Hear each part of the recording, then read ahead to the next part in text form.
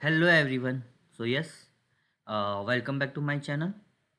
I was away for few days. I was busy, तो ज़्यादा मैं वीडियो बना नहीं पाया, लेकिन हाँ, निफ्टी ने उन लेवल्स को रेस्पेक्ट किया जो हमने डिस्कस किए थे। तो अभी हम फिर से एक बार अपना निफ्टी डिस्कशन शुरू करते हैं।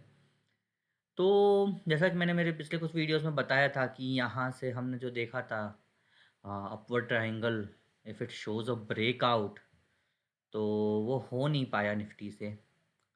और निफ्टी ने लोअर लेवल पे आके जो 25,400 का टारगेट था मेरा, बहुत जल्दी उसको मीट कर लिया। लगभग 2 दिन में ही, यहाँ से ब्रेकआउट करने के 2 दिन में ही मीट कर लिया निफ्टी ने। तो यह काफ़ी रैपिड डाउनवर्ड मूवमेंट हुई है। लेकिन अभी हम यहाँ देखें तो निफ्टी ने कल क्लोज़र दिया है 25,665, और ऑप्शन चेन के हिसाब से देखें what was the real closure point, 25,665 ही था। ओके ठीक है, तो निफ्टी ने कुछ चेंज नहीं किया है नॉर्मली, वरना 5-6 पॉइंट का भी एक डिफरेंशिएशन आ जाता है। तो वो डिफरेंशिएशन नहीं है, और निफ्टी क्लोज हुई है 25,665.60 पे, 0.60 पे। तो हाँ ठीक है, निफ्टी ने पिछले 2-3 दिन में अच्छे खासे लेवल्स को सपोर्ट किया। अभी हम देखें तो यहाँ पे 25,350, 25,350 का एक, 25,350 से लेके 25,450 तक का एक स्ट्रॉन्ग सपोर्ट जोन है जो निफ्टी बार बार रिक्लेम करता है। देखा जाए ओवरऑल तो मार्केट एट प्रेजेंट बहुत ही रिस्की सिचुएशन में है। यूएस ने पहले वेनेजुएला के प्रेसिडेंट को उसके घर से उठा लिया, और अभी we are talking about invasion of Iran. Iran में ऑलरेडी सिविक अनरेस्ट चल रहा है। लोग अभी करंट रेजिम के खिलाफ विद्रोह कर रहे हैं, और they want the older regime which was a liberal regime. तो people are favouring that, and people, लोग जो है विद्रोह कर रहे हैं ताकि उस शाह की रिजिम को वापस लाया जाए। तो हाँ, अभी जो ग्लोबल पॉलिटिक्स है, जियो पॉलिटिक्स है, वो एक टर्मोइल में है। लेकिन ये कहना कि अभी यहाँ से बाउंस बैक कर जाएगा, no I don't think so. ये यहाँ पे जो है 26,200, 26,200, 26,300 जो है बहुत ही स्ट्रॉन्ग रेजिस्टेंस पॉइंट है निफ्टी के लिए। और हो सकता है ये यहाँ से भी 600-700 पॉइंट का फिर से एक जंप लगा जाए निफ्टी, क्योंकि यहाँ सपोर्ट लिया है। और यूएस सुप्रीम कोर्ट का जो है रिजल्ट, डिसीजन अभी आना बाकी है, which will come to the next week, क्योंकि सुप्रीम कोर्ट भी तारीख दे रही है। और इसमें कल 14 जनवरी, या आज कल 15 जनवरी को जो रिजल्ट आने वाला था, वो भी यूएस सुप्रीम कोर्ट ने दिया नहीं है, उसको again postpone by a week. तो टैरिफ पे रिजल्ट्स नहीं आएंगे। Tariff already 25% additional tariff US ने लगा दिया है उन कंट्रीज़ पे जो कि ईरान के साथ ट्रेड करती है। तो उसमें हमारा इंडिया भी शामिल है, जिसके ऊपर ये 25% लग रहा है। अभी यहाँ पे हम देखें तो ये सारे जियो पॉलिटिक्स इशू जो है निफ्टी को कहीं ना कहीं आगे बढ़ने से रोक रहे हैं। अभी हम देखें तो यूएस की थोड़ी सी हिस्ट्री हम देख लेते हैं, इसकी पिछली जितनी भी जंग्स हैं, तो वॉर्स है, तो जितनी भी जंग लड़ी है इसने, तो आप देखें तो सबसे पहले इसने अभी पिछले कुछ सालों की बात करें, कुछ दशकों की, तो ईरान इराक पे इसने हमला किया था। जो countries which are producing more than their consumption, तो वो सारी गल्फ में बैठती हैं, और एक रशिया है। ये सारी कंट्रीज़ प्रोड्यूस मोर करती हैं, कंजम्पशन का बहुत कम है इन terms of their production.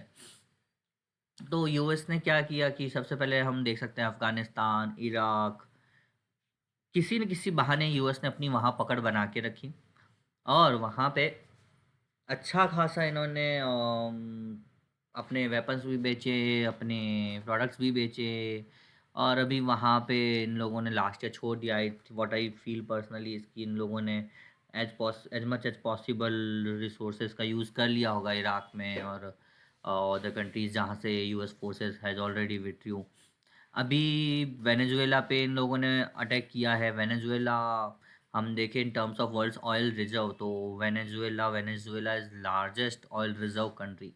303 billion of barrels, 303 billions barrel oil reserves है वेनेजुएला के पास, which is the highest in the world. Even Saudi Arabia, Iran, Russia सब पीछे हैं। ठीक है, लेकिन वेनेजुएला वेनेजुएला में जो प्रोडक्शन है बहुत कम है। क्यों? क्योंकि पिछले कई सालों में जो है वेनेजुएला की जो पॉलिटिक्स है वो थोड़ी-सी एक बंदे के पास स्ट्रॉन्ग होल्ड रहा, मैड्यूरो के पास, जिसको अभी यूएस ने अरेस्ट कर लिया, यूएस गवर्नमेंट ने।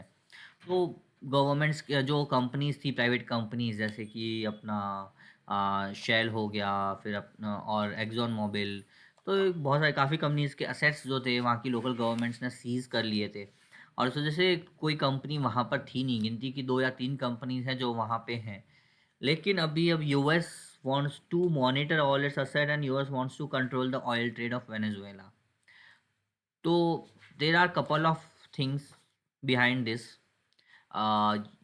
एक तो हमारे ट्रम्प साहब को नोबेल प्राइज़ चाहिए, कोई नोबेल प्राइज़ दिला दो इनको, नहीं तो ये ऐसे ही कुछ न कुछ ऊधम-पदम करते रहेंगे। इसके अलावा अभी ऑयल का कंट्रोल चाहिए यूएस को, and this is always the case with the US. तो ये भी एक चीज़ है यूएस ऑयल, क्योंकि डिजिटल टेक्नोलॉजी की बात करें तो उसके जो रिसोर्सेज चाहिए उस पे चाइना की अच्छी पकड़ है। तो चाइना को पीछे छोड़ने के लिए ऑयल टेक्नोलॉजी के अंदर ही यूएस आगे रहना चाहता है। इनफैक्ट हम देखें तो oil technology is still superior in terms of all the newest technologies. तो बैटरी, इलेक्ट्रिक व्हीकल्स वगैरह अभी भी महँगे हैं और बहुत सारे उनमें इश्यूज़ हैं, और उन सब की सप्लाई चेन चाइना अकेला कंट्रोल कर रहा है सबसे ज़्यादा। तो एक सबसे बड़ा कारण ये है कि US wants to make oil cheaper for the countries which are consuming more. तो हम यहाँ पे देखें तो यूएस बहुत ज़्यादा प्रोडक्ट प्रोड्यूस भी करता है।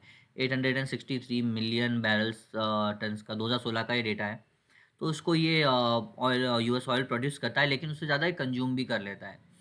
इट मीन्स यूएस को खुद को भी ऑयल चाहिए, एंड यूएस वांट्स कि ईरान, इंडिया, चाइना, ये कंट्रीज़ जो हैं ऑयल यदि ले रही हैं तो इसके फेवरेट कंट्रीज़ से लें, जैसे सऊदी हो गया या फिर यूरोपियन नेशंस हो गए, जहाँ से क्या है कि डॉलर की डोमिनेंस बनी रहे। लेकिन इंडिया अभी जो कर रहा है वो रशिया से ऑयल परचेज़ कर रहा है। चाइना था वो परचेज़ कर रहा था ऑयल रशिया से और वेनेजुएला से। इंडिया के पास हार्डली 1% है ऑयल परचेज़ फ्रॉम वेनेजुएला, तो ज़्यादा इश्यू नहीं है। लेकिन हाँ, रशिया और ईरान से जो हमें ऑयल आता है उसके ऊपर चाइना, यूएस डिफरेंट डिफरेंट तरीके से सैंक्शंस लगा रहा है। तो कुल मिला के भी हम देखें तो दुनिया की जो जियोपॉलिटिक्स है, बहुत ही ज़्यादा कन्फ्यूजन स्टेट में है कि क्या होना है, कल क्या होगा किसी को नहीं पता है। तो अभी ओवरऑल निफ्टी का ट्रेंड जो है वो वीक रहेगा। 26,200 26,300 वापस ये 2-3 सेशन में लगा भी सकता है बजट से पहले एक बार ये। मामूली सा हाई भी बना सकता है, मैं इसको थोड़ा-सा ऊपर कर दूँ, यदि इसको मैं टच करा दूँ, तो भी आई डोंट थिंक कि ज़्यादा कुछ फ़र्क पड़ना है। ये यहीं पे ये देखो 26,372 26,375 के आस-पास। तो आई डोंट थिंक कि ज़्यादा फ़र्क पड़ेगा, एंड वैसे भी निफ्टी अपने सपोर्ट्स को रेस्पेक्ट भी कर रहा है। तो कहीं न कहीं एफआईआईज़ जो हैं उनके भी दिमाग में है कि जैसे ही कुछ थिंग्स नॉर्मल हो तो लेट्स एंटर इंडिया बैक, क्योंकि बहुत टाइम हो गया है इंडिया में वो पिछले लगभग 1 एंड हाफ ईयर से सिर्फ़ और सिर्फ सेलिंग कर रहे हैं। बट एनीवेज़ अभी आई डोंट थिंक कि आने वाले 1-2 महीने में कुछ फ़र्क पड़ने वाला है। अगला 6 महीना ऐसे टर्मोइल का रहने वाला है।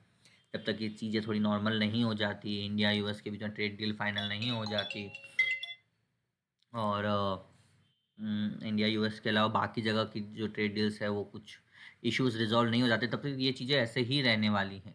तो निफ्टी अभी यहीं रेंज बाउंड रहने वाला है। एक शेयर है जो थोड़ा सा मुझे समझ में आ रहा है, वो हम बात करेंगे बीएसई। बीएसई ने अपवर ट्रायंगल का ब्रेकआउट दिया कल, आप कल नहीं परसों 12 जनवरी को।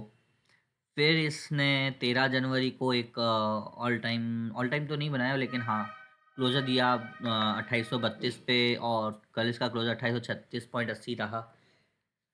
तो बीएसई एक शेयर है जो अभी मुझे लग रहा है कुछ अच्छा कर सकता है बिफोर द बजट इटसेल्फ। और हम कुछ पॉजिटिव चीज़ें सुन रहे हैं सेबी रेगुलेटर से कि कैपिटल मार्केट्स में they are not going to bring any major changes. तो ये एक चीज़ है। अभी यहाँ पे हम देखें तो 2900 या 3000 तक एक बार फिर से ये बीएसई जा सकता है। माइट क्रॉस 3000, लेकिन 3000 क्रॉस करना थोड़ा सा डिफिकल्ट है। लेकिन हाँ, अदरवाइज़ हम देखें तो इसने वॉल्यूम भी आप देखें तो इसके अच्छे खासे वॉल्यूम्स हैं, अभी वॉल्यूम लेवल्स हैं इसके पास। कल भी 3.84 मिलियन, फिर इसका ये कल कुछ 4-5 मिलियन के आसपास, और कुछ 6 मिलियन के आसपास इसमें बाइंग आ रही है 2-3 दिन से। I think it's cooling off somewhat. तो यहाँ से एक ये जंप ले सकता है बीएसई। तो यस, बीएसई में और लॉन्ग टर्म में देखें तो टारगेट्स इसके बीएसई के बहुत अच्छे हैं, प्लस एनएसई का भी आईपीओ आने वाला है। तो कहीं ना कहीं BSE is going to be sort of a company with the bumper returns in future. तो ये मेरा पर्सनल एनालिसिस है। तो I am not a SEBI registered research analyst, तो please take your decisions accordingly. उसके बाद हम बात करें, कल यूनियन बैंक ने एक बड़ा ब्रेकआउट दिया, बहुत ही बड़ी कैंडल बनाई। इतनी बड़ी कैंडल उसने कब बनाई थी लास्ट टाइम? इससे छोटी ही बनी थी, बड़ी नहीं बनी थी। 3 दिसंबर 2024 को 6 रुपये की बनी। कल इसने कुछ 12 रुपये 13 रुपये की कैंडल बनाई है। बहुत बड़ी कैंडल है, अच्छी खासी बाइंग आई है, इसके रिजल्ट्स भी बहुत अच्छे आए। Every one loved it's results yesterday. Yesterday मतलब 14 जनवरी को। तो यस, यूनियन बैंक काफ़ी फेवरेट सा हो गया है।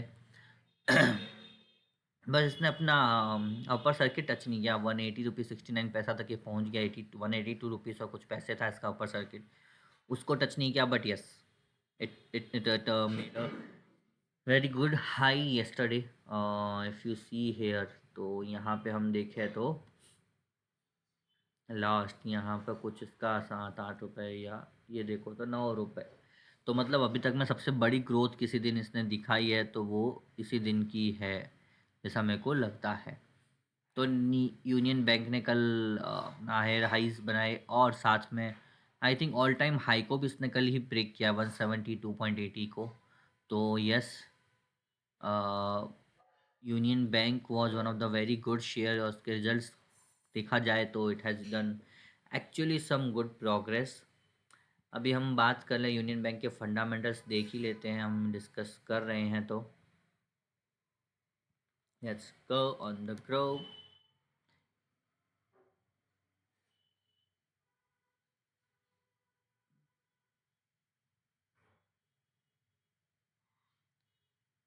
मार्केट्स आज क्लोज हैं, आज 15 जनवरी को, क्योंकि महाराष्ट्र बीएमसी में इलेक्शंस हैं। तो ये देखिए यहाँ पे इसका हम टर्मिनल क्यों जा रहे हैं, sorry sorry, my bad my bad. Terminal already open है। ये देखो रिजल्ट आने के बाद जो उसने जंप मारा यहाँ से यहाँ तक, ये देखो यहाँ पे इसका हम देखें रेवेन्यू, क्वार्टरली रेवेन्यू, तो ग्रोथ इसने शो करी है कंपनी ने कंसिस्टेंटली। प्रॉफिटेबिलिटी भी कंपनी की इम्प्रूव हुई है, नेटवर्थ भी इंक्रीज़ हुई है। और उसके बाद हम बात करें यहाँ पे promoters, other D I eyes, F I eyes, तो ये देखिए एफ आई आईज मेरे हिसाब से इसमें स्टेक बढ़ा रहे थे। हाँ, 7.70, 7.86, 7.11। तो एफ आई आईज ने पिछले लगभग 5 क्वार्टर में continuously union bank of India में अपना स्टेक बढ़ाया है। तो यस, उसके अलावा जो हम इसके फंडामेंटल्स यदि देखें तो कंपनी फंडामेंटली बहुत ही अच्छी है। बैंकिंग इंडस्ट्री में कंपनी के फंडामेंटल्स बहुत ही अच्छे हैं और आगे बढ़ रहे हैं। और कंपनी के कॉम्पिटिटर्स यहाँ पे देखो, टॉप म्यूचुअल फंड है, उनका भी इन्वेस्टमेंट इसमें दिखा रहा है। तो देखा जाए तो कल ओवरऑल इसके रिजल्ट्स ने सारी बैंकिंग इंडस्ट्री का मूड माहौल कल बदल दिया। और कल निफ्टी बैंक ने एक बड़ा गोता लगा कि वापस अपर ट्रेजेक्टरीज को अचीव किया था। ये देखिए बैंक निफ्टी कल ग्रीन में बंद हुआ। तो कहीं ना कहीं यूनियन बैंक आने वाले टाइम में एक अच्छा स्टॉक बन सकता है for those who are long term investors. अब आप रैपिड इन्वेस्टर्स हैं तो it's up to your own risk, आप कैसे इन्वेस्टमेंट करना चाहते हैं। लेकिन हाँ, कल इसने एक बहुत ही बड़ा ब्रेकआउट दिया है मेरी नज़रों में, और आई होप कि इट विल मेक अराउंड 190 195 तक का टारगेट यहाँ से अचीव कर सकता है। तो guys, this is all about Nifty. I will make some videos now related to consulting, जिसमें मेन हमारा काम है बीएलजे रिसर्च एंड कंसल्टिंग के अंदर। तो उसके लिए कुछ वीडियोज़ मैं बनाऊंगा। I am planning to make some good videos. So please stay subscribed to our channel and like and subscribe our channel, please please please। Thank you guys, thank you very much, have a good day, bye bye।